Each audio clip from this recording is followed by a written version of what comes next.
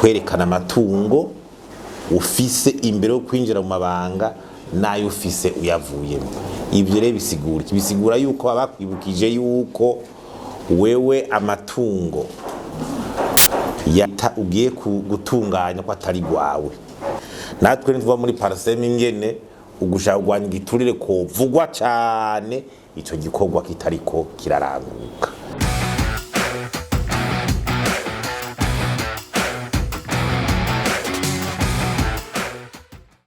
Mu bisanzwe birazwi hose yuko kugwanya igiturire canke gusonera amatungo y'igihugu intango ya mbere yerekana ugushaka kw'abategetsi baba bahari niyo kwerekana amatungo ufise imbere yo kwinjira mu mabanga nayo ufise uyavuyemo.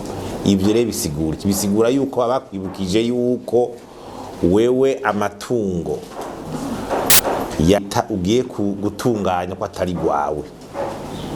Ni ikintu gihambaye cyane muri symbole, mu kimenyetso cyo kwerekana yuko ujejwe amabanga wese ahamagariwe gusonera amatungo y'igihugu. Bica biganya na vya bindi bavuga bati enrichissement illicite. Abantu bana bariko baratunga umurengera mu gihugu atamakori bariko barariha ivy'ama blanchiment, ugasanga abantu bariko barazana imitahe bakoresha ibintu utabona iyo bivuye. Ivyo rero nivyo biko birasivye iki gihugu cy'u Burundi.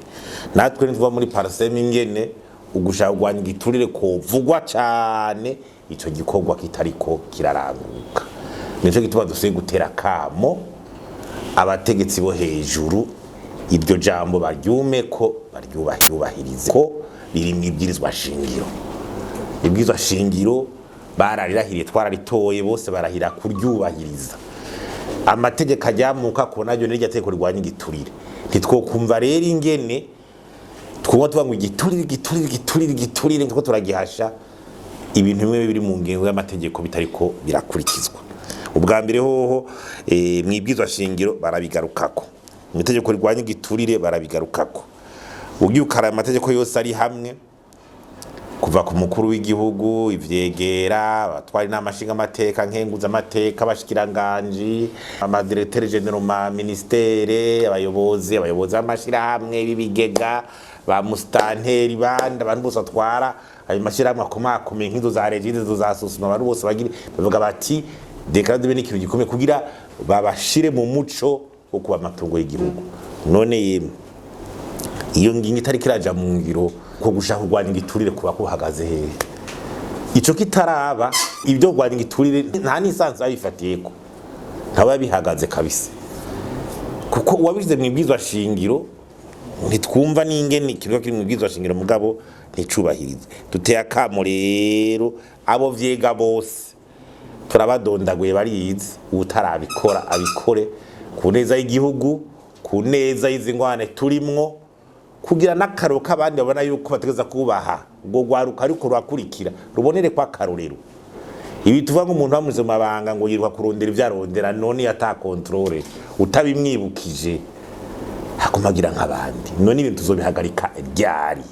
Igihugu kiho kiratujara twese turorera kitagishobora kwinjiza n'ivyangombwa n'ibitoro bikaturonera kwinjiza, mugabo no gukuriza amategeko kugira tworoganize ibintu n'abafasha bizere bikanka. Je numva umengo ni ibintu bidatahuritse. Ikindi kinabajere nuko na sentare inyuzwa yategeza kubikurikirana igatanga raporo kandi ikahamagara abantu kubikora, nta na kimwe bivugako. Byose bica biza kuri bwo by'ubutungane bwamaze kuja mu kwaha kwa leta. Umukuru wa sentare inyuza ico kintu ategeza gukurikirana kandi agatanga raporo. Nayo nyene urumva umengo ntaco ibivugako. Jewe rero siniyumvira yuko kugwanya igiturire déclaration de bien itaraba nukuri. Habwo n'abantu b'abanyamahanga canke baza bakuvira ibintu bishobora kuja mu ngero gatatu none mwe mushaka gumfashwe imfashanye kuba kanga turavuga bijya bijaye na cour de compte.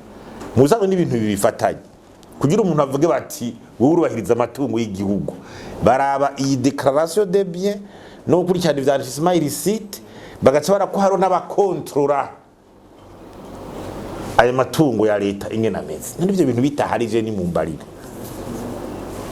Ni ibintu binababaje kuko uca bati none akaro kazofatirwahe ko umwero uva ibukuru ugakwira hose.